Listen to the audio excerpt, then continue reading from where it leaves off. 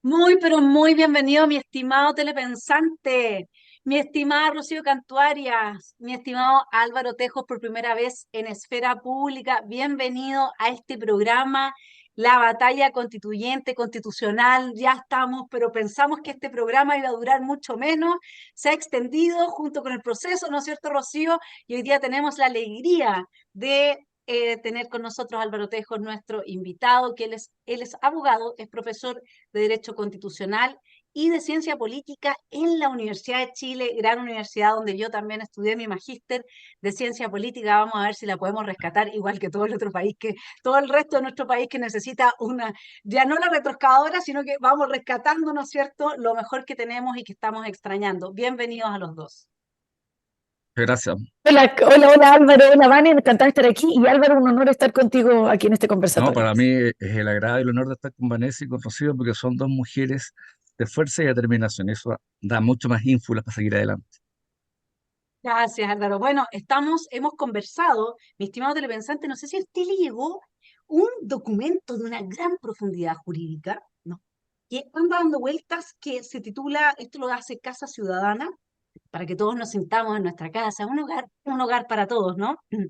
Y son preguntas ciudadanas del conversatorio con Catalina Salem y Jaime Arancibia. Y esto anda dando vuelta y entonces vamos a ir rápidamente viendo porque el documento tiene características más bien, desde mi punto de vista, me van a perdonar y con mucho respeto, panfletarias. ¿Por qué? Porque tira un titular digamos, en negrita, donde dice, por ejemplo, derechos sociales. Se hace la pregunta, ¿es verdad que cuando el Estado no cumpla con los derechos sociales establecidos, habrá una avalancha de demandas ante tribunales con una judicialización por todo? ¿Seremos igual a Venezuela? Falso. Y de ahí viene toda una argumentación que en realidad es bastante criticable, así que nosotros aquí podemos invitar desde Esfera Pública, no sé si te parece bien, Rocío, a que Alba nos diga si esto es falso, si en realidad los derechos sociales establecidos se pueden exigir o no se pueden exigir, porque por lo que entiendo acá, no se podrían exigir o no se podrían judicializar. Eh, es falso lo que hemos dicho con Rocío, que sí se puede judicializar, Julio Alvear también lo ha dicho Jorge Reyes, Iván Aróstica y muchos otros, mi estimado Álvaro. Y ni más ni menos lo dice la propuesta. Dale, Álvaro. La verdad es que todo derecho, en cuanto a tal, puede y debe ser judicializado. Un Estado de Derecho, a ver, digámoslo de forma más simple. No quiero hablar como teoría constitucional uno, pero una cuestión que es importante de entrada. Nosotros tenemos una conformación, hacemos la conformación de un régimen político, de un sistema de vida en torno al poder, ¿ok? Tenemos una república democrática, tenemos un sistema basado en que la legitimidad del poder y la elección de quienes lo estatuyen, o mejor dicho, quienes lo dirigen, es obra y gracia de la ciudadanía. Entonces, esa ciudadanía que elige a sus representantes, que conforma una estructura de poder que se llama democracia, lo hace a través de una forma organizada jurídicamente que se llama el Estado de Derecho. Y se llama Estado Constitucional de Derecho al día de hoy porque la constitución política, como un todo normativo, como un sistema de normas y de reglas de los aspectos más importantes y regulatorios de la vida política, se preocupa de cómo se estructura ese poder, cómo se ejerce ese poder y frente a ese poder, cuáles son los derechos, escúchenlo bien, no simplemente los ciudadanos que son una porción del pueblo, sino que de las personas en general. Ustedes, nosotros, los connacionales, los inmigrantes, los extranjeros, como se diría cualquier disidencia. Entonces, como somos un sistema político que propugna un tipo de régimen ideal, pero sin embargo organizado civilizadamente a través de la norma de derecho. La norma de derecho lo que hace es hacer una regulación de estos principios esenciales. Y uno de los principios esenciales es que en un plano de igualdad los derechos se cumplan. Cuando alguien es renuente a cumplir, y generalmente es el Estado o el gobierno quien se niega a hacerlo, usted le puede exigir a través de un sistema independiente de poder o de instituciones son los tribunales de justicia. ¿Ok? Entonces, existe lo que se llama, que es una cuestión de antaño, perdón, es una cuestión de carácter foral, viene de los tiempos de la Carta Magna inglesa o la Carta Magna leonesa del siglo XII y XIII, respectivamente, del siglo XII, perdón. Y la igual protección de la ley en el ejercicio de los derechos. ¿Ok? O sea, de suyo, yo puedo judicializar cada vez que un atributo, un bien, un derecho, algo que me es reconocido como lo propio, que me es debido a justicia, me es desconocido. Y si yo instalo acá en la Constitución que tengo derecho escúchenlo bien, no a la libertad de trabajo como una expresión de autonomía, sino que derecho al trabajo. O sea, la sustancia perceptiva cambia. Una cosa es que me reconozcan desde el punto de vista de la individualidad, de la libertad, de la autonomía, que yo me dedique a trabajar lo que quiera, en cuyo caso el Estado fija límites mínimos, a que me digan que se me garantiza el derecho al trabajo, o se dice que tengo derecho a la vivienda. O sea, la forma predicativa es que se instala desde ya. ¿Por quién? Por el Estado y la sociedad. Por lo tanto, yo no puedo judicializar.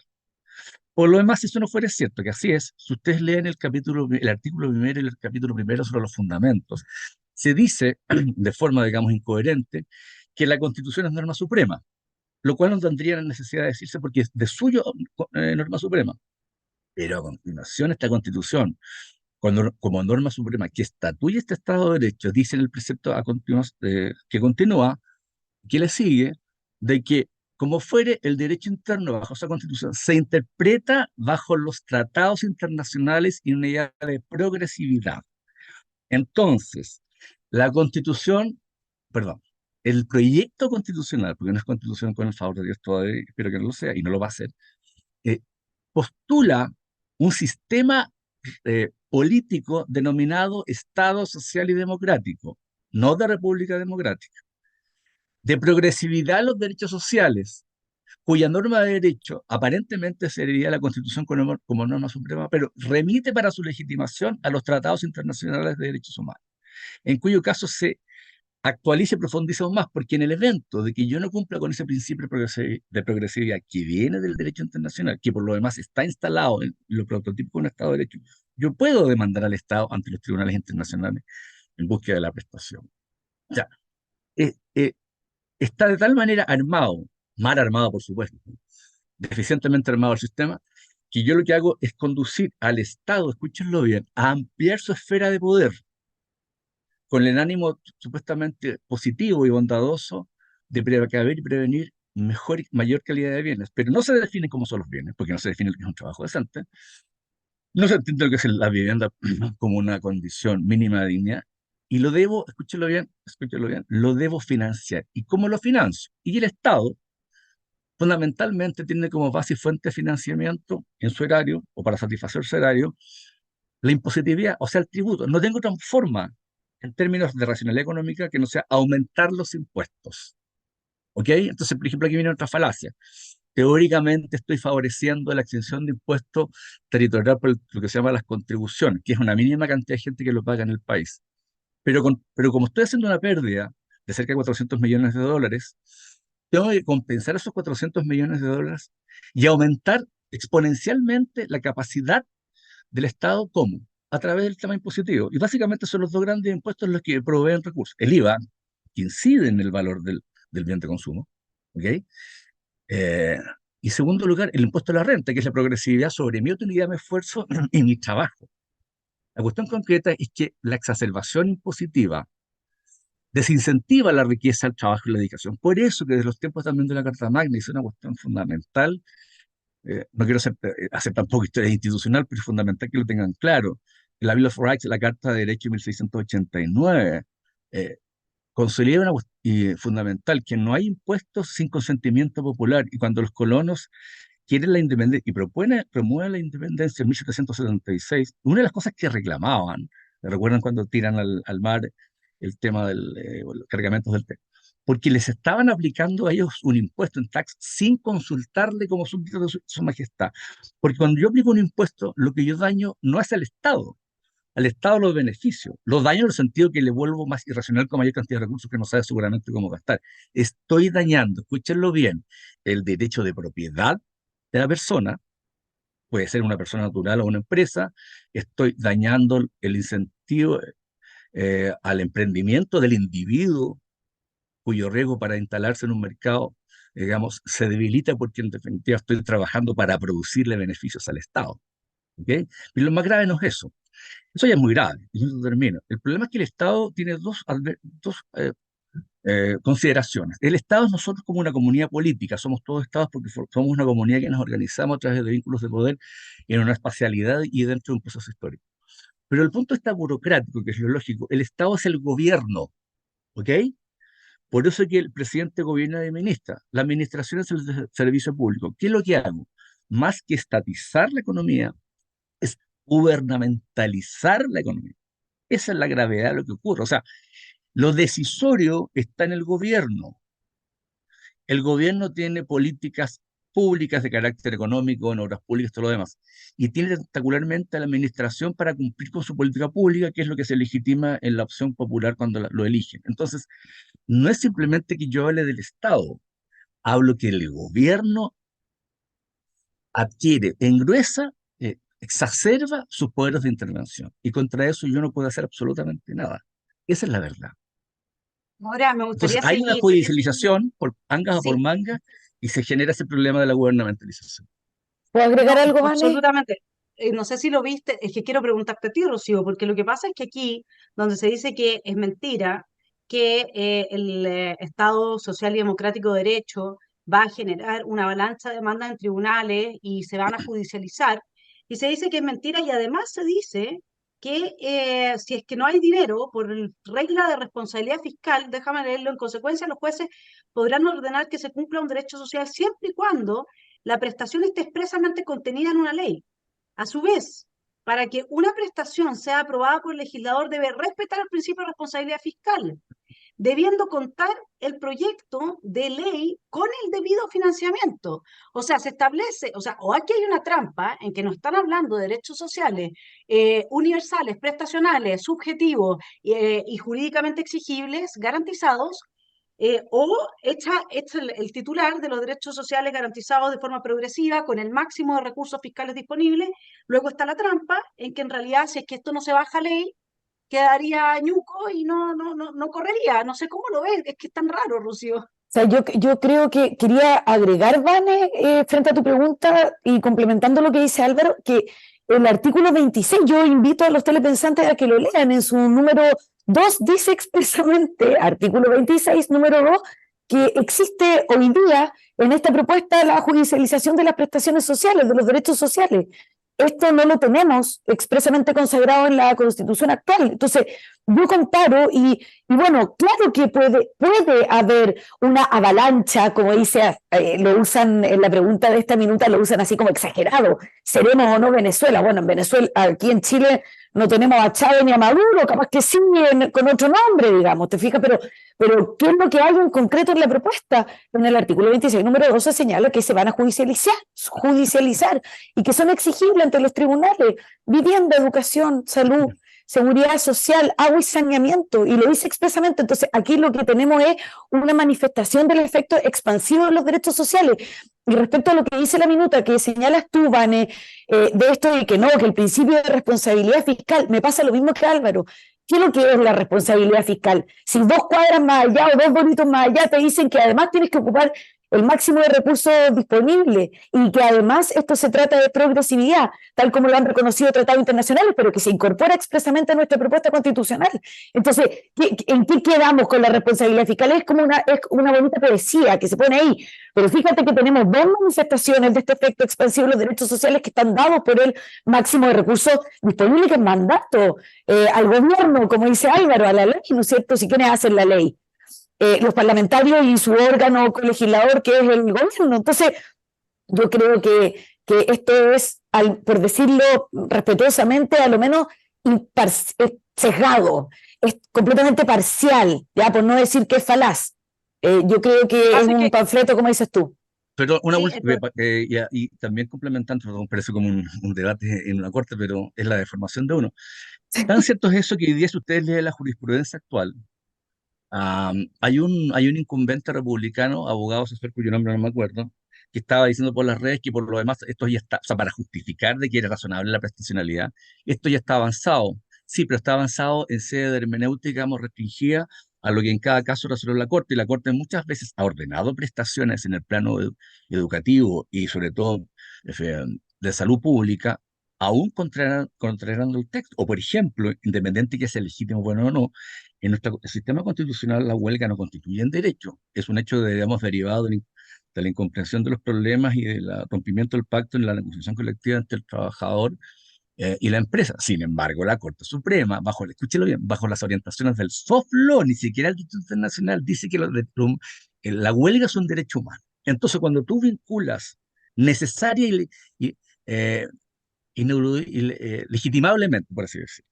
el texto constitucional a lo que dice el Tratado de Derechos Humanos, con invocación al soft law, porque es tan absurdo desde el punto de vista lógico hermenéutico, que se dice, es que no hay que incluirlo. Bueno, no hay que incluirlo, pero tú lo incluyes como una referencia, aunque sea mínima. Y desde el momento que lo está escrito, y el juez tiene que tener una reverencia por la palabra porque interpreta las normas y las normas se escriben, evidentemente que el juez tiene que invocar el soft law como argumento para ensanchar la prestacionalidad mínima que ofrece el sistema.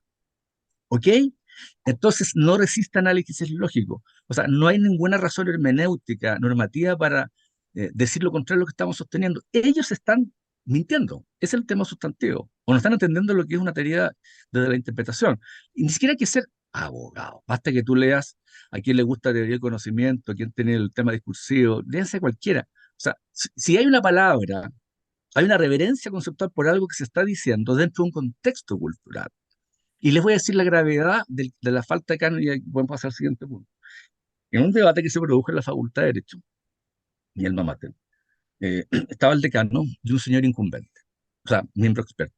Entonces yo le pregunté, eso está en las redes, eh, ¿por qué hablaba de Estado Social y Democrático? Siempre, ojo, omiten el concepto progresivo de derechos sociales. Y yo les hice una lectura comparada entre lo que significa esto y lo que dice el artículo 23 de la Constitución de Alemania, la ley fundamental de Alemania, que habla de social y democrático, y a continuación habla de la subsidiariedad. Los alemanes lo dicen de forma expresa. Ok, ya. Entonces yo le dije, bueno, y me habló y nos hablaba de los temas indígenas, de estas cuestiones de prestaciones o de derechos sociales, nos hablaba del tema medioambientalista, que lo encuentro horroroso, no porque yo no sea partidario del medio ambiente. Escúchenlo bien, esto es un tema aparte, pero me sirve. El capítulo final sobre medio ambiente es lo más maximalista y extremo que se conoce en el derecho comparado. Ni la Carta Europea de Medio Ambiente llega a ese extremo. Es sencillamente fuera de todo cargo. Entonces yo le pregunto, ¿cuáles son las referencias lingüísticas, identitarias? Ustedes están mirando textual a la Real Academia de la Lengua, están mirando la historia y la tradición, a las teorías alemanas y publicistas, o quizá del mundo sajón. O sea, ¿dónde está la referencia intelectiva y conceptual? ¿Sabes cuál fue la respuesta? No, eso queda entregado a la deliberación democrática, o sea, no hay canon. Escriben algo que es vacuo, porque cuando yo pido una conceptualización y una referencia intelectiva, discursiva, eh, jurídica, lógica, nociológica o epistémica, no, es que eso queda... Bueno, pero es que esa es la filosofía de construccionista, pues Álvaro, si de eso se trata. Por eso es que cuando a mí me dicen que este no es un texto refundacional, sí sigue teniendo el mismo Claro que lo espíritu es, en la po. medida que tiene una visión antropológica materialista, nos genitaliza la meritocracia, cambia la noción de ley. La ley deja de ser un límite a la intromisión del poder del Estado en la vida de los ciudadanos para pasar a ser un instrumento de ingeniería social que reparte los cargos entonces según genitales, etcétera, ¿no?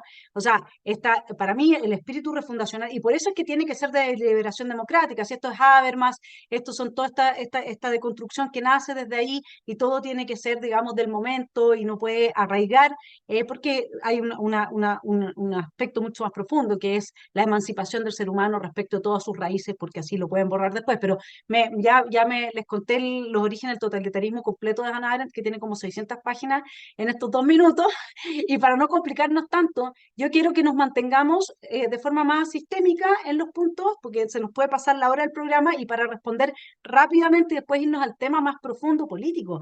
Porque en esta minuta lo que nosotros estamos viendo es, en el fondo, uno podría decir, si tenemos la noción schmittiana y de la extrema izquierda de que la política es la continuación de la guerra por otros medios, bueno, esta minuta vendría siendo un arma. ¿Y un arma por qué? porque está diciendo, porque pone de forma absolutamente poco verdadera, y como tú dices, Álvaro, en realidad, digámoslo con todas sus letras, está mintiendo, o sea, está poniendo un titular subrayado, pone falso y luego hace una serie de argumentos que son falaces y que niegan el contenido mismo del texto. O sea, aquí sí que ya hay una derecha que se transformó en deconstruccionista porque en definitiva ya no entienden lo que leen y ya no aceptan la evidencia empírica y la referencia bibliográfica. Entonces yo quiero seguir con el siguiente punto porque acá lo que se está planteando, primero que todo, es que eh, estos derechos sociales no son jurídicamente exigibles, y eso sí que es falso, está establecido. Luego lo de la avalancha va a depender cuántas querellas tiene Carabineros después del golpe de Estado que se dio el 18 de octubre, más de 14.000. Esa misma maquinaria revolucionaria ahora usada para demandar recursos de protección por derechos sociales. Ya podemos sobrecargar enormemente esa misma maquinaria, es cosa de traspasarla ahora al tema de los derechos sociales. Después imagínense lo que dice acá. Punto 2. Derechos colectivos. ¿Es verdad que el nuevo texto reconoce derechos colectivos de los pueblos indígenas que vulneran la igualdad de la ley? ¿Y que los jueces deberán sentar jurisprudencia en la sujeción a temas tan graves como los derechos colectivos de los pueblos indígenas en concordancia con los organismos internacionales de derechos humanos? Queda el camino hecho para que la Agenda 2030 de la ONU se implante en Chile, afectando nuestra soberanía y esté por encima de la legislación chilena. ¿Es una constitución indigenista? ¿Habrá grupos privilegiados? Respuesta, pongan ojo acá. Falso. La propuesta de nueva constitución obliga al Estado a respetar y promover los derechos individuales y colectivos de los pueblos indígenas garantizados por la Constitución, las leyes y tratados internacionales ratificados por Chile. No sé en qué medida este argumento, digamos, contraría lo anterior, ¿no? O puede servir para decir que es falso. De hecho, está diciendo es verdadero porque efectivamente está contenido en el texto. Los derechos colectivos son aquellos que no se pueden ejercer individualmente. Y aquí da el ejemplo de la propiedad para los temas indígenas, etcétera. Esta legislación tiene por objeto proteger un derecho colectivo, que es esto que hay los indígenas quieren también sus derechos individuales, están en contra en parte importante de esta ley, ¿no? Esto no supone la vulneración del derecho de la igualdad ante la ley, o sea, que existan derechos colectivos especiales para pueblos indígenas, a ver ustedes que saben más que yo, no supone una vulneración al principio de igualdad ante la ley, porque este principio significa tratar igual a los iguales y desigual a los desiguales.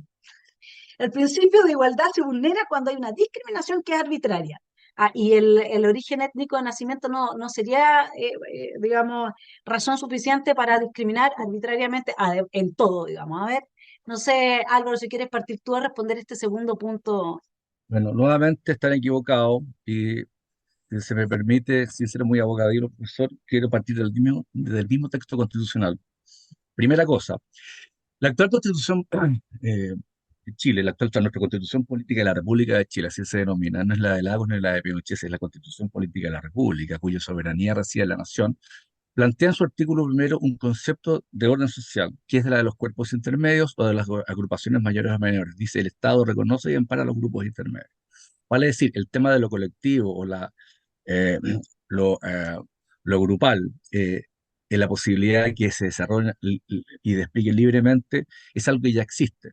Que a todos se les reconoce la posibilidad de tener la autonomía, pero a continuación dice el artículo 23 del capítulo segundo, toda vez que además no hagan mal uso de su autonomía, vale decir, tienen libertad y autonomía en función de la realización identitaria, colectiva, personal, grupal o gregaria, en función del bien común. Y por lo tanto, hay una norma expresa que dice que no se puede hacer mal uso de la autonomía, en cuyo caso se reafirma este principio de armonía, que todos formamos parte de una comunidad, y en esa comunidad actuamos de modo grupal o individual, y estamos vinculados a la idea de realizar el bien común, que es el bien de cada uno de nosotros en la sociedad. Dicho eso, aquí se parte el siguiente dislate. Primero, un error politológico grave. Dice, Chile adopta, artículo segundo, párrafo 1, o número 1.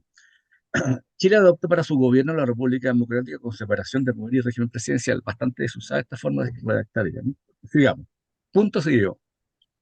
La soberanía reside en el pueblo de Chile como nación única e indivisible. No. ¿Saben por qué? Porque en el orden, digamos, de la progresión identitaria y cultural de la configuración, la mayor complejidad de las voluntades políticas y de lo que es el sentido, digamos, de la instalación dentro de un sistema histórico, la nación es mucho más complejo y más identitario y más incorporador que el concepto pueblo.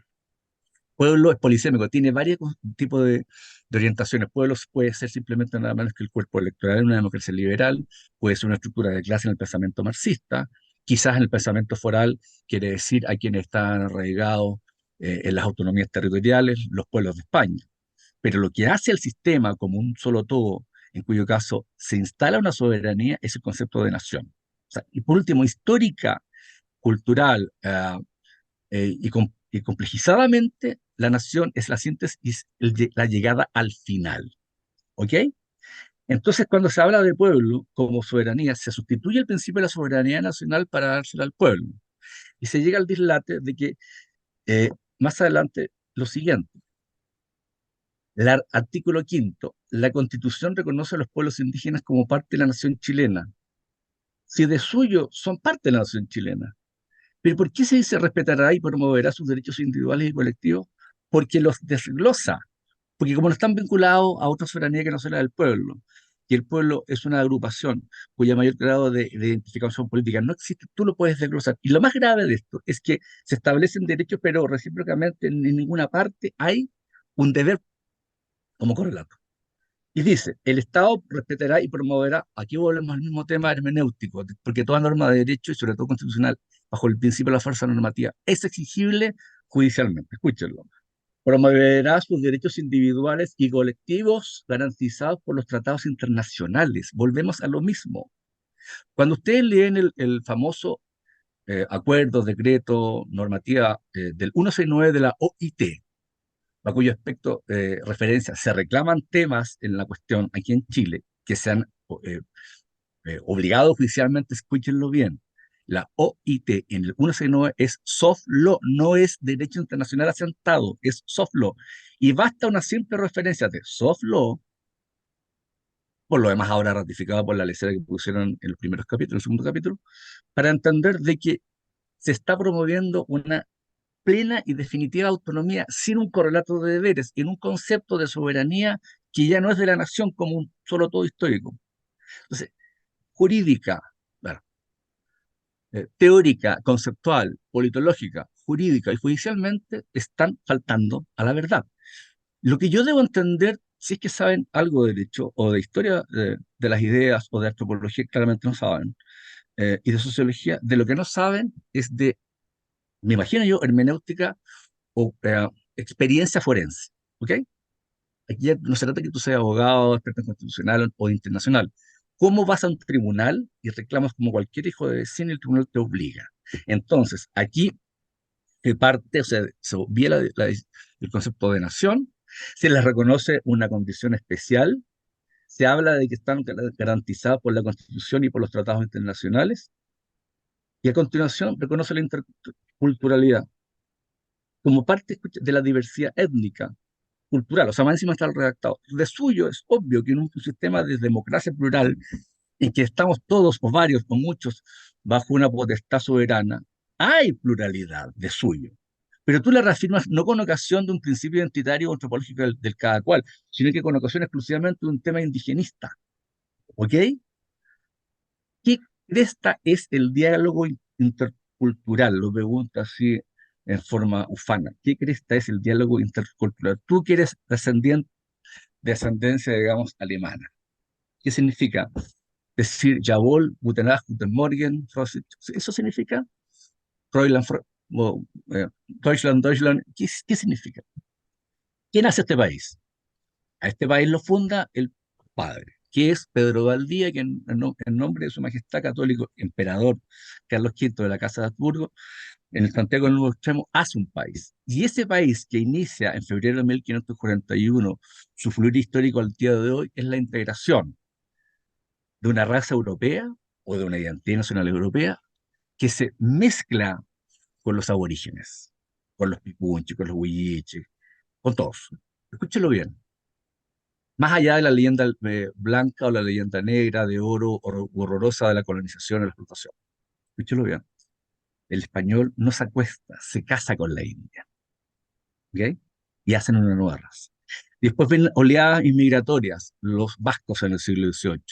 Después, por obra y gracia de uno de los más grandes gobiernos de la historia, de Manuel Montt y su legítimo sucesor, que la oligarquía no lo pudo entender, Antonio Vara, con la ayuda de Vicente Pérez Rosales, No te voy a evidentemente, dejar se continuar trae con la a los historia, Álvaro, alemanes. porque si no se nos va a pasar el programa. No, Yo es que hay que quiero, yo decirlo. quiero- La historia de Los Chile completa. alemanes, los Démosle yugoslavos, a la Rocío todos, pero terminar. escúchenlo bien, todos hablando el mismo castellano y reafirmando la misma identidad patria, la misma vinculación con los héroes de la Concepción o con Arturo Prat. ¿Ok? Eso es la nación. yo Y eso es quería, pluralidad. Álvaro, yo Esto no quería es pluralidad. complementar. Perdón, esto es totalitarismo, porque te sustrae inconscientemente de un principio potente de pluralidad y te imponen otro. ¿Ok? Sí, Perdón. yo quería abordar una de las hebras que tiró Álvaro respecto de esto del soft law, que puede parecer bien enredado, pero que tiene que Ah, sí. vincularse necesariamente con el reconocimiento y deber que la propuesta constitucional le encomienda al Estado para respetar los derechos colectivos indígenas, no solamente consagrados en la Constitución y en los tratados internacionales, Álvaro, sino que también en las leyes, ¿ah? Ojo, Sí. porque ahí hay alguna parte de la derecha que, como yo no puedo creer que estén de acuerdo con los derechos colectivos indígenas, como que minimizan y te dicen, no, pero pusimos ahí derechos colectivos indígenas, pero en realidad no hay ningún derecho colectivo indígena consagrado en la Constitución. Ojo que dice Constitución, leyes y tratados internacionales, ¿no es cierto? O sea, pero Eh, están garantizados en primer lugar todos, no algunos, todos claro, los derechos individuales. Y segundo, el artículo tercero, número 2, dice se distinguirá las disposiciones de los dichos tratados de otros instrumentos. O sea, pero cuando tú estás diciendo que hay una distinción, no estás diciendo que no se incorpore, sino que son cosas distintas. Con la claro, salvedad que cualquier experto en derecho internacional no requiere esa explicación, ningún tribunal tampoco, tú estás estableciendo la siguiente separación. Está la norma interna o la constitución, está el tratado internacional y están las normas de referencia o vínculos del soft law. Pero todos se anotan como una preceptiva o como una regulación que debe ser aplicada, porque si no, no puedes hacer exacto, la interpretación. ¿Se dan cuenta? exacto. Y O sea, el todos soft law se sabemos, integra ya, definitiva y positivamente. ya, Positivamente no como algo bueno, sino que como algo instalado. eso es lo que quería recalcar, Álvaro, como un poco más explícitamente como lo has hecho tú ahora, porque todos sabemos que la izquierda usa, o mal usa los derechos humanos hoy día para abrir la puerta para meter su ideología tóxica. Eso es un hecho. Entonces, para que nosotros podamos entender cómo se usan y cómo aplica la izquierda los derechos humanos, nos vamos no solamente a los tratados internacionales ratificados por Chile, que tienen nuestro visto bueno, ¿no es cierto?, sino que utilizan, como tú lo has dicho, resoluciones, declaraciones de este como sistema satélite que gira en torno, fallos de los tribunales que no tienen ningún reconocimiento interno. Bueno, al utilizar eso, la derecha que defiende este texto inexplicablemente te dice, bueno, pero si eso pasa, ¿no es cierto? Hoy día los tribunales en realidad utilizan estas declaraciones o resoluciones para sustentar sus fallos en alguna medida. Y eso es cierto. Pero ojo que lo que está haciendo la propuesta constitucional no es condenando esta mala práctica, que reconocen que es una mala práctica y que reconocen que es un problema. No prohíben estas resoluciones, estos objetivos, no lo Extremarlo, condenan. claro, Lo y lo que están haciendo, extremarlo y absolutizarlo. Ese es el tema. eso es lo que hacen. Y puede leer, querido telepensante, el artículo 3, en que se reconoce expresamente que se van a utilizar constitucionalmente esta mala práctica a través de la aplicación y comprensión de las normas. Así que derecho colectivo indígena, yo no puedo creer que haya una persona de derecha, salvo esta gente minutera, panfletera de la minuta que está leyendo la Vane, que seriamente pueda estar de acuerdo con la norma del artículo 5 que Álvaro leyó, derechos colectivos indígenas reconocidos por la Constitución, la ley y los tratados internacionales, y que pueda estar de acuerdo minimizando los efectos del soft law, porque todos sabemos que estos derechos humanos son utilizados hoy día por activistas de la izquierda radical para meter su ideología tóxica. Y por último, daría lo mismo que tuvieran esa convicción, pero con honestidad debieran explicarla que ahora han adoptado esta convicción, la pseudo derecha o Claro, derecha que es voltereta de verdad y no Claro, campañera. que creen en otra cosa. Les voy a leer rápidamente los que quedan y así ustedes toman aquello que les parece. Yo sé que son puntos que podríamos estar el día entero, pero tenemos una hora de programa y es muy importante aclararle en este momento a quienes nos ven que no solamente efectivamente se consagran derechos colectivos para pueblos indígenas, quebrantando el principio de igualdad de la ley, que los derechos sociales son jurídicamente exigibles y que eso naturalmente va a conllevar todas las consecuencias de lo que estábamos hablando en términos impositivos, que ahí Álvaro hizo un análisis brillante de el daño que va a generar todo esto, porque lo otro es deuda, y como dice el profesor Aróstica, que me explicó el otro día, al revés de lo que están planteando aquí en este documento de Casa Ciudadana, el hecho de que yo no tenga recursos no me exime de la obligación. Es decir, si yo voy a un restaurante y pido comida, ¿me entiende, mi estimado telepensante? Usted no le puede decir al mozo, oye, es que no tengo con qué pagarte, y ya, bueno, váyase nomás, pues no tenía con qué pagarme. Así no funcionan las cosas. Si yo como Estado me obligo a garantizar determinados derechos y no tengo el dinero, de alguna manera lo tengo que conseguir. Eso no es problema del juez. Es que eso es lo que Y han la hecho las Cortes. Exactamente, y la responsabilidad fiscal, verá usted cuál es la responsabilidad del señor Marcel, el señor Nicolás Grau, etcétera, que cree que la inflación o que el alza del dólar no le afecta a los chilenos, no, le alza el dólar y una serie de otras cosas, o sea, vaya a ver qué es lo que puede significar para ellos responsabilidad fiscal. Entonces les voy a leer rápidamente para que ustedes tomen lo que creen más importante de, digamos, discutir en adelante, y yo ahí les cedo la palabra. Entonces el punto 3 sería derechos fundamentales, todo esto es falso, ¿no? Es verdad que en la nueva propuesta se elimina el seguro, que impide al legislador limitar o restringir los derechos fundamentales, quedando abierta la puerta para que nos limiten o restrinjan a discreción. Ya, eso es falso. Después, punto 4, intromisión por cambio climático. Esto ya Álvaro lo adelantó, ¿no? Es verdad que al reconocer en la Constitución el cambio climático, obliga al Estado a implementar medidas de mitigación y que permitirá la intromisión de organizaciones internacionales. ¿Es una constitución globalista? Falso. Tamaño del Estado. ¿Cómo afecta la creación de la nueva institucionalidad de eficiencias, anticorrupción, responsabilidad fiscal, protección de víctimas, etcétera, que plantea la nueva propuesta? Es verdad que con un Estado social y democrático de derecho y los derechos sociales progresivos, el Estado será cada vez más grande y se gastará mucho más. ¿Este Estado social de derecho elimina la subsidiariedad? Falso. Libertad de elección. La nueva propuesta entre tu jubilación y las AFP protege las AFP, entre tu salud y las ISAPRES protege a las ISAPRES. ¿Es un retroceso en los derechos sociales? Falso. Rol de las Fuerzas Armadas. ¿Es verdad que se rebaja el rol de las Fuerzas Armadas en su aporte al país, que ya no van a poder ayudar en las catástrofes o estar cuidando los locales en las elecciones? Eso de que las Fuerzas Armadas quedan sin el concepto de patria y se deja que solo defenderán la soberanía, ¿qué significa? Falso. Independencia del Banco Central. ¿Es verdad que el Banco Central será menos independiente y estará obligado a colaborar para implementar las políticas públicas del gobierno de turno? Falso. Con eso termino. La palabra es toda de ustedes. ¿Puedo decir algo muy corto, Álvaro? Sí, Yo bueno. me quería hacer cargo brevemente respecto de lo primero o segundo que dice la Vane sobre los derechos fundamentales que se pueden hoy día, conforme a esta propuesta, limitar o restringir por una ley que tiene quórum como las leyes que no tienen quórum especial, o sea, ley simple, mayoría de los presentes, los diputados y senadores presentes en la sala. Esa norma es una, abro comillas, innovación. Es diametralmente opuesto a lo que tenemos hoy día en el vigente, en el artículo 19, número 26, y en la cláusula de garantía, porque la Constitución actual nos dice sus derechos fundamentales, estos que yo estoy aquí reconociendo, ¿no es cierto?, que usted tiene, solo se pueden limitar en la medida que la Constitución, recordemos que es el escudo protector de los ciudadanos, no es una herramienta de construcción social del gobierno, que es lo que quieren hacer con esta propuesta y lo que quisieron hacer en el mamarracho anterior. Entonces, la Constitución actual a ustedes les dice, ciudadanos, el gobernante de turno, el legislador de turno no puede limitar los derechos fundamentales que yo tengo aquí enlistado en la Constitución, no lo puede hacer salvo que yo misma, Constitución, este escudo protector, lo permita o lo autorice. Esto cambia radicalmente con la propuesta constitucional, pero el pensante vaya al artículo 23, en que no se señala ninguna autorización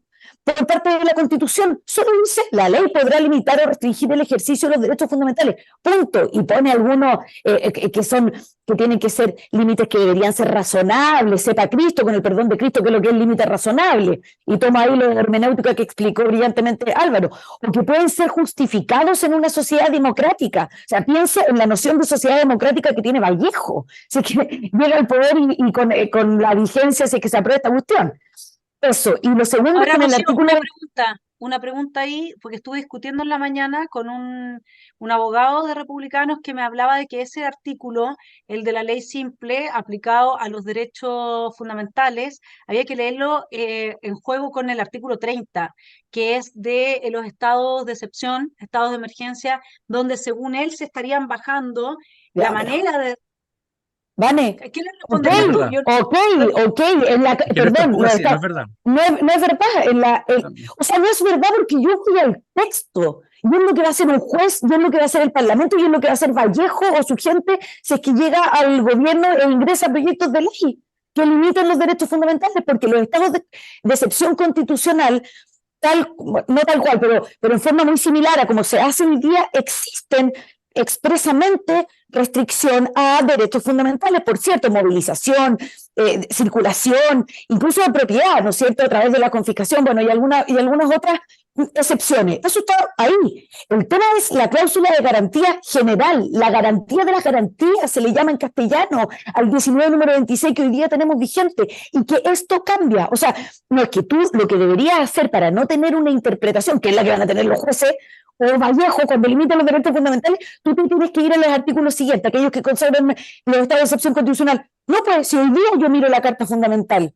en que cambian esta cláusula, vaya al 19 número 26 y dice usted, legislador, puede limitar los derechos fundamentales únicamente cuando yo lo autorice. Esto lo borraron, lo eliminaron, no existe en la propuesta constitucional. Y es más, en el artículo 24, entonces usted lea el 23, no es tanto esfuerzo, digamos, y lea el 24, y se señala que para realizar derechos sociales se debe buscar a la progresividad el aseguramiento de un nivel adecuado de protección para cada derecho y la remoción de obstáculos para asegurar la satisfacción de estos derechos. Entonces tomo una de las cosas que leíste en la minuta respecto de los límites de los derechos fundamentales, que hoy día cambia diametralmente, y lo que abordaste sobre Estado social y democrático de derecho, la responsabilidad fiscal, por decirlo menos, que no tenemos un concepto definido en la Constitución, pero por decirlo menos se pulveriza, porque en el artículo 24 le dicen, señor, hay mandato para esto, remueva obstáculos, en el 26 judicializa, o sea, es un desastre. Y las dos cosas un poco más de sentido común, alejándome del texto jurídico, es que, ¿por qué, me pregunto yo, si el Estado social y democrático de derecho no tiene como efecto la expansión de los derechos fundamentales y la intervención del Estado en nuestras vidas, ¿por qué cuando cocinaron durante 100 días y establecieron los bordes para esta propuesta constitucional, lo más difícil de entregar, en palabras del diputado Guillermo Ramírez, que fue uno de los negociadores, ¿por qué él dijo que fue lo más difícil de entregar si es tan irrelevante lo del Estado Social Democrático de Derecho? Y otra cosa de sentido común, ¿por qué si el principio de subsidiariedad está tan resguardado en esta propuesta constitucional, es una ironía telepensante, ¿por qué no lo pusieron expresamente? ¿Por qué dejaron solo en el texto de la propuesta del Estado Social y Democrático de Derecho nada más y nada menos que en el artículo 1 de la propuesta, y no dicen nada respecto del principio de subsidiariedad, en que tiene algunas manifestaciones implícitas, mucho peor consagradas además, que en la Constitución actual? Eso. Porque la subsidiariedad es lo opuesto de la universalidad en la provisión de derechos, pues si es, no es solamente que puedan los privados participar de la provisión de los bienes y servicios asociados a los derechos así llamados sociales, sino que también es el enfoque en los más pobres. Y cuando tú lo haces universales, ya no son ya el principio de subsidiariedad no rige. Álvaro, te toca. Ya, con la venia de su señoría, estaba anotando y tengo una relación de normativa. Partamos con la subsidiariedad. La subsidiariedad significa que se considera que el Estado debe colaborar y participar para la realización del bien común a la gente que está más vulnerada, a los grupos. Entonces, justamente la palabra subsidiariedad, subsidio, ayuda. El Estado de suyo, como configura la comunidad, es de suyo prestacional. Y ocurre que este Estado, que ellos que estigmatizan como neoliberal y subsidiario, es el que más cobertura ha hecho en todos los planos de la vida ciudadana a lo largo de la historia. Tenemos crédito fiscal universitario, gratuidad universal, tenemos prestaciones médicas, podremos hacer muchas observaciones sobre la calidad o la idoneidad inmediata, pero somos un ejemplo para América Latina de las prestaciones de carácter educacional, de salud, ah, de lo que fuere. Pero compárense con los otros países. Nosotros vamos a compararnos el estándar latinoamericano que nos corresponde, siempre mirando, digamos, al ejemplo europeo o la prestancia y a la progresión de los asiáticos. Así que sea subsidiario no indica que no sea prestacional. El Estado de suyo es prestacional porque es una organización de comunidad y este Estado subsidiario ha proveído miles de millones de dólares financiados con los recursos obtenidos legítimamente, independiente de la corrupción, que es otro tema que tendremos que conversar en su momento, de una serie de beneficios para el orden social, político, económico y además cultural. A. B.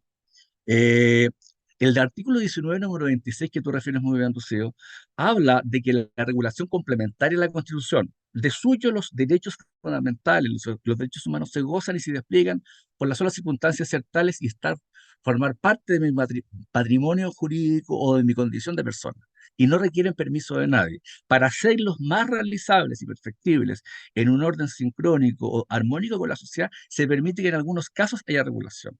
Pero esa regulación, como tú bien dices, está limitado a que no se afecte la esencialidad, la sustancia del derecho y que sí, solo sí, sea una invocación del constituyente de forma precisa. Por ejemplo, cuando se habla del derecho a la vida y el tema de la muerte. Por ejemplo, cuando se habla de la educación y la libertad de enseñanza, que son temas de ley orgánica constitucional cuyos curos son más elevados. Dicho eso, hoy día el artículo 23 dice, solo la ley podrá limitar o restringir.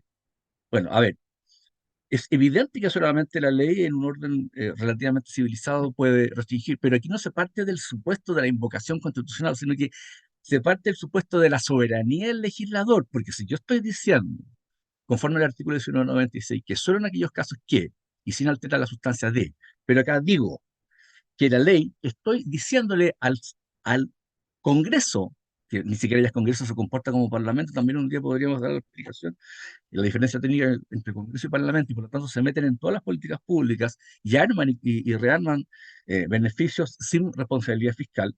Entonces, la ley puede limitar o restringir ¿cuáles? Todos los derechos fundamentales, incluso aquellos que son tan caros, digamos, al indigenismo, a la autonomía. Todos los derechos. ¿Quién? El constituyente no, el legislador. Segundo, fíjate que un tema ejemplar.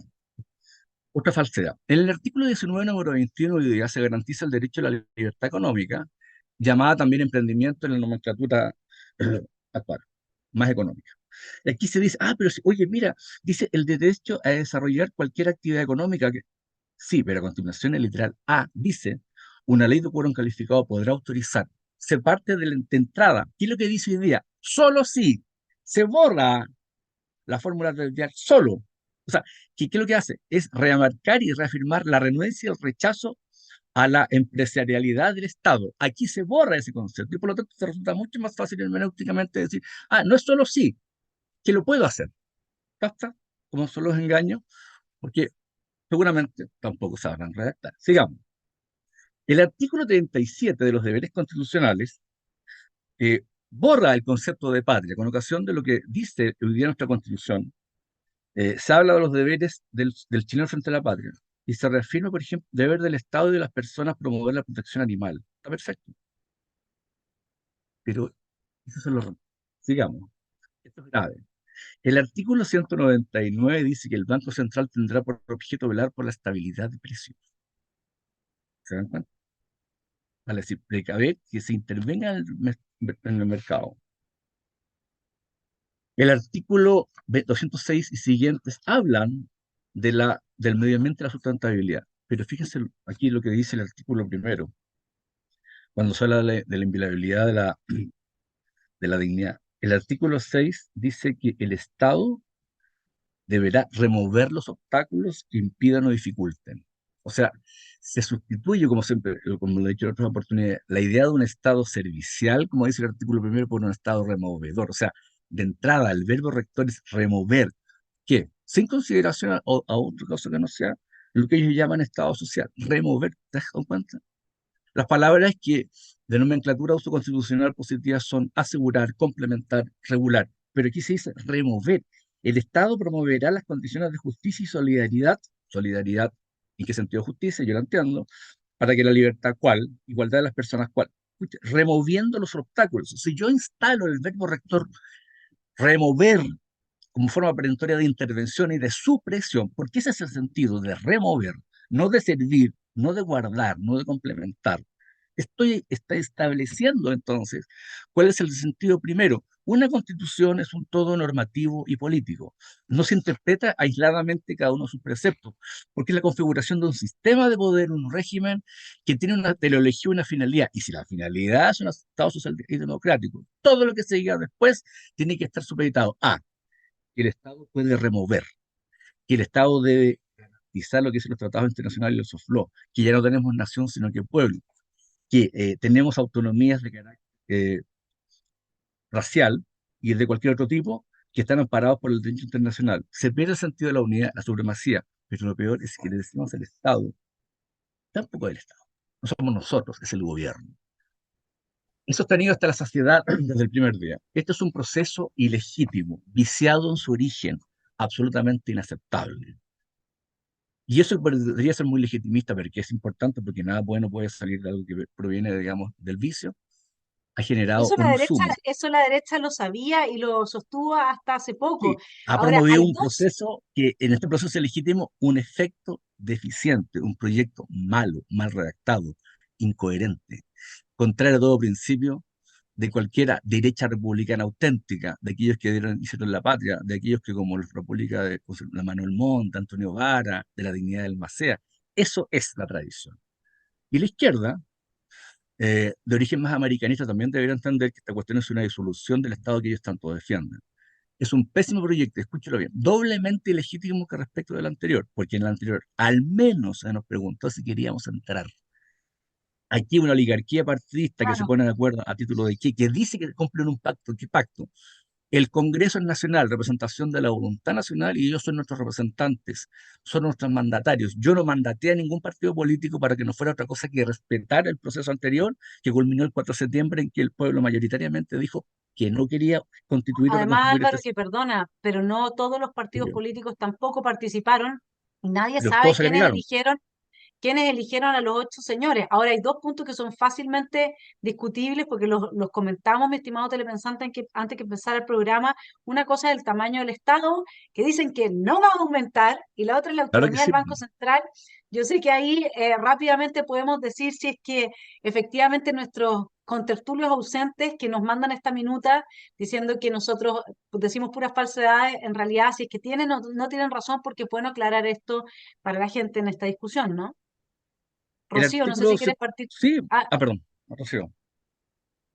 Vale, Álvaro había mencionado entre los problemas el artículo 199 que hace referencia al Banco Central. A mí me preocupa que se mandate al Banco Central a respetar la política económica del gobierno. Y eso hay personas que contestan a esa preocupación que tenemos, que está expresamente consagrada en esta propuesta constitucional, y contestan, bueno, pero eso no es tan grave porque hoy día está contenido en la ley orgánica constitucional, pero voy de nuevo a la misma respuesta, como el soft law, no porque sea una mala práctica, en este caso no, bueno, considerar la política económica del gobierno de turno, ok, pero no como mandato. O sea, hoy día se le agrega en esta propuesta constitucional una camisa de fuerza, una obligación en realidad al Banco Central de considerar la política del gobierno de turno, y a mí me parece que eso también es un cambio diametral de la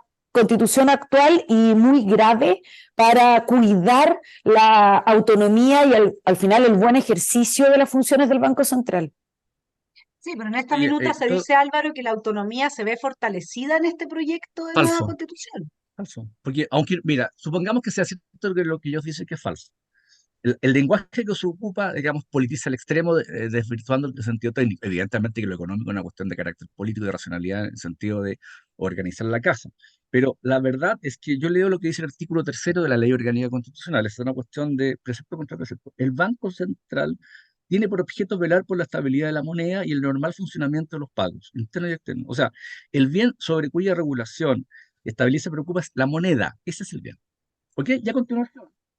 Dice el artículo 34, en ratificación, obvio, es el principio general, el objeto de regular la cantidad de dinero en circulación, el banco estará facultado para plantear temas de encaje, de operación del sistema. ¿Qué dice la Constitución? Eso nos dice. Dice, el Banco Central tendrá por objeto velar por la estabilidad de los precios, ¿Ok? Cuando tú hablas de precios en un sentido genérico, estás hablando de una intervención en el Estado acerca de cuáles son todos los valores de intercambio, no solamente un bien que se llama la moneda.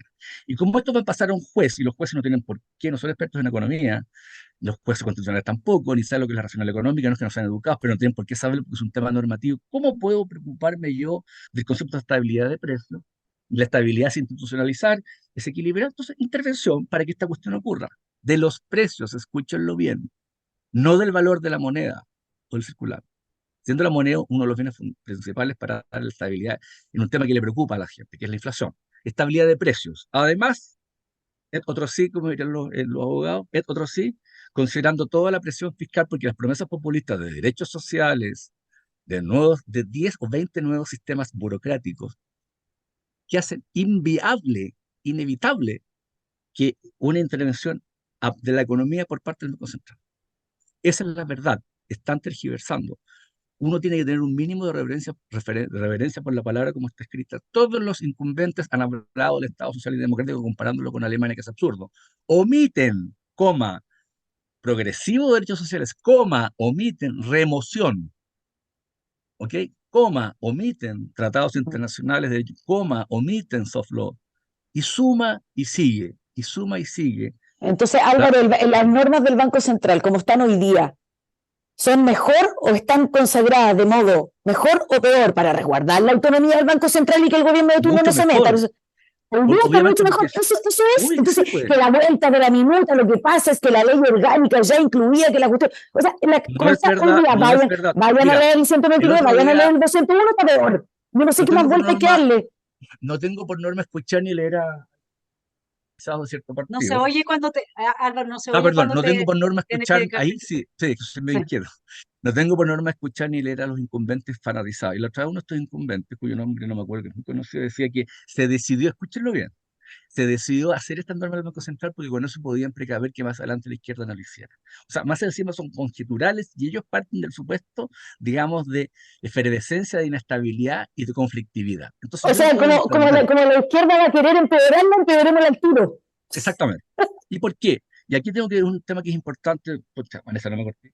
Toda constitución de suyo dinamiza una habilitación de un sistema. Como es un todo, y es la norma fundamental, todo lo que viene abajo, todo lo que se configura como sistema jurídico político, tiene que adecuarse a la norma constitucional. Y por lo tanto, la norma constitucional, de algún modo, instala un proceso de cambio, o incluso puede ser, como aquí revolucionario, porque esto es una reconstrucción, que de destrucción del sistema institucional y de la estabilidad de la República, para que en un plano solo de 5 años se rearme y se rehaga todo, todo con ley simple, con un Banco Central interventor, con Fuerzas Armadas desnaturalizadas del concepto de la patria, con autonomías como las que ya hemos hablado, con soft law. Nadie en un mundo civilizado, yo pregúntenle, a ver, conviene a un ministro del Tribunal Federal Alemán, alguien de la Suprema Corte de Estados Unidos. Miren, cuando Estados Unidos, con la mejor disposición, en la época de la crisis del capitalismo, Roosevelt instaló el principio del New Deal, de la intervención mayor del Estado, su gran adversario como concepto político de lo valorativo fue la Suprema Corte de los Estados Unidos. No permitía,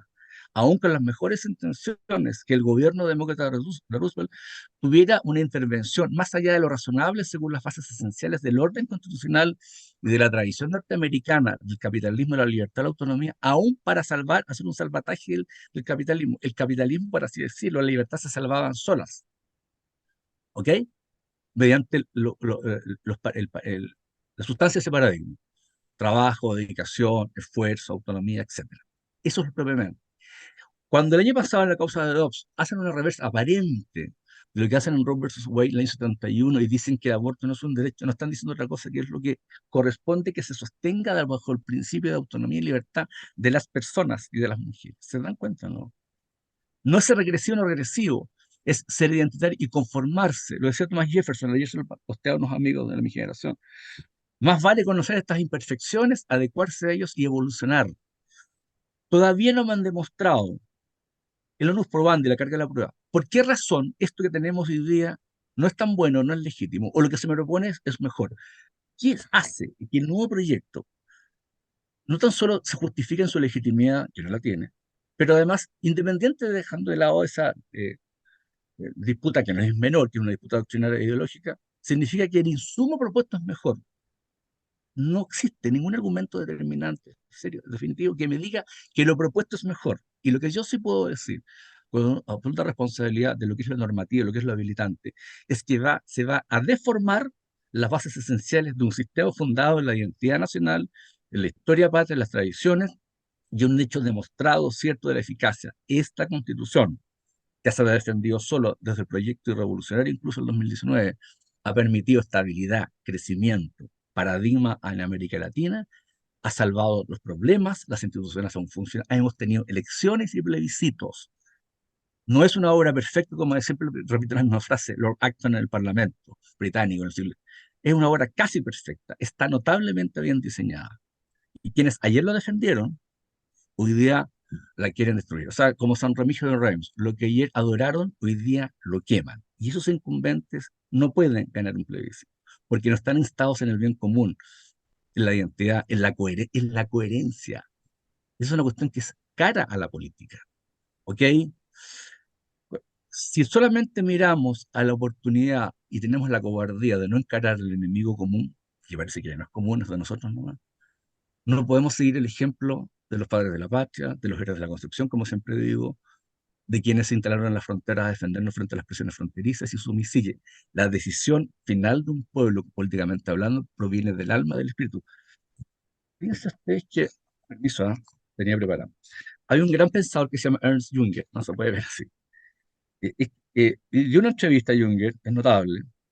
Todos, de todos los grupos, partiendo de Vomitarán, le rindieron un homenaje cuando murió. Sobre cuál es lo que usted imagina más adelante. Dice, ¿cómo se imagina usted el próximo siglo? Esta es una eh, entrevista del año 1995. Y leo hoy día lo que en 1995 Ernest Junger, uno de los grandes intelectuales alemanes, hoy día 2023. ¿Verdad? Dice, no tengo una idea demasiado feliz y positiva, por decirlo con una imagen de Hölderlin, uno de los grandes poetas del romanticismo alemán. Escribió que vendrá la edad de los titanes. Y en esa edad, la de los titanes, dice, venidera el poeta deberá aletargarse. Los actos serán más importantes que la poesía, que los canta y que el pensamiento que los refleja. Será una edad muy propicia para la técnica, pero desfavorable al espíritu y a la cultura. Esto es lo que Sí, estamos viviendo. eso lo Además, los veía titanes. ya, ¿no es cierto? Nietzsche, lo veía también Max Weber, está como Hace, esa aquí tengo sensación la obra de Hölderlin, se las leo. del vaciamiento. Es que estamos cumpliendo con mi estimado Álvaro con este Sí. programa que dura esta hora en que esperamos haberle aclarado varios puntos más. Se agradece. No sé si Rocío todavía quieres agregar algo, sobre todo respecto de esta coherencia. Yo creo que, a ver, solamente yo quiero decir que el Estado, en Alemania no existe esos Estado social y democrático de derecho, solo Estado social, y luego no es de derecho y por lo tanto dejamos fuera el derecho garantista y eso es Luigi Ferraioli y ahí nos vamos con otro tema, pero no nos da el programa, mi estimado telepensante, para profundizar, solo que yo aquí he dicho tantas veces, como dice Álvaro, hay que ser coherente, que solo España a nivel constitucional lo tiene, pero además, como dice el profesor Julio Alvear, lo tiene el Estado social y democrático de derechos sin derechos prestacionales universales, garantizados, jurídicamente exigibles, sino que con derechos sociales como indicaciones, principios rectores a seguir, no al modo que está quedando aquí tipo Chilezuela, mi estimado telepensante, aunque estos señores de la minuta digan lo opuesto. Y en esa coherencia yo solamente creo, y le doy la palabra a la Rocío para que nos cierre ahí el programa, que en realidad los únicos que no les interesa la coherencia, si uno lo ve, al 30% que sigue al presidente de la República, no le interesa la coherencia porque a ese público ya muy ideologizado solo le interesa el poder y no importan las armas ni los medios que se usen para llegar al poder. Y si se miente, y si se tuerce, si ustedes se dan cuenta, en la extrema izquierda la coherencia no tiene un valor político. Pero en la derecha firme, digámoslo así, la coherencia es el comienzo y el final de todos. Ese es el problema, porque necesitamos saber con quién estamos hablando, porque la identidad es muy importante. Entonces, Rocío, a ver si tú puedes hacer un comentario sobre este. Yo creo que, para cerrar, yo solo creo que la incoherencia está ligada a una suerte de pensamiento fantasioso, un pensamiento mágico, de que la propuesta con estas ideas que hemos conversado hoy día, Estado social y democrático de derecho, soft law, derechos colectivos indígenas, Banco Central con normas empobrecidas, empeoradas, que minan en alguna medida la autonomía, Yo creo claro, que en muchos de los personeros, de los dirigentes de derecha que están defendiendo lo indefendible, hay una alta dosis de incoherencia, pero creo que en otras personas, tal vez en los votantes, hay una suerte de pensamiento mágico, de fantasía, respecto de, no debe ser tan terrible, no, lo que pasa es que si votamos en contra, esto se va a alargar.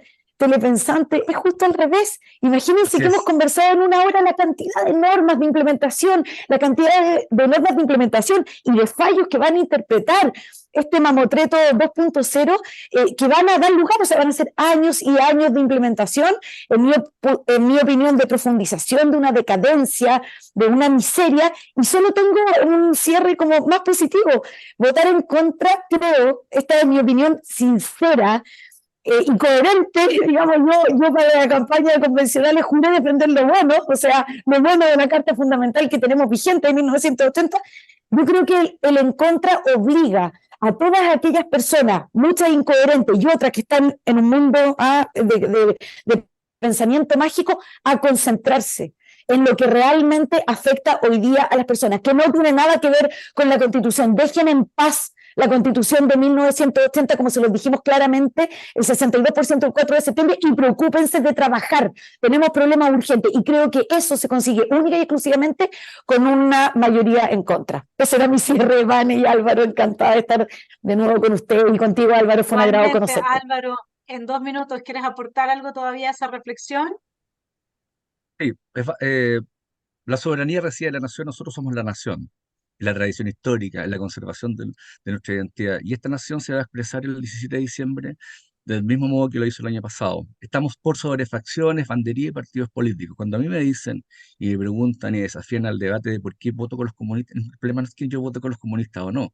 Echa la salvedad que cada ciudadano, mientras sea tal, tiene derecho a expresar y la obligación de expresar un punto de vista a través del voto, que hace una configuración de una voluntad. Esa voluntad de varios ciudadanos genera la voluntad de la nación, y esa voluntad nuestra está sobre los partidos políticos y sobre las facciones. Nosotros no queremos una constitución como esta, o no queremos una constitución partisana ni de partidos políticos, ni del anterior proyecto ni de este. Queremos una constitución que representa la voluntad del todo de la nación y que nos colabore, como bien dijo un día Benjamin Franklin, que lo he citado varias veces. ¿A qué? A conservar esta república. Y esta es la república que la que debemos saber conservar. Bueno, yo voy a cerrar diciendo aquí, mi estimado telepensante, le hemos dicho las verdades que no cuentan, que no les cuentan la gente que está haciendo la campaña a favor de un texto que claramente no pasa de curso, digamos, ¿no? Y la tarea se viene dura y difícil, y eso es verdad. Yo creo que muchos de los que están apoyando esto quieren como sentir que ya no hay tarea, que se cerró esto y ya que se quede tranquila la izquierda.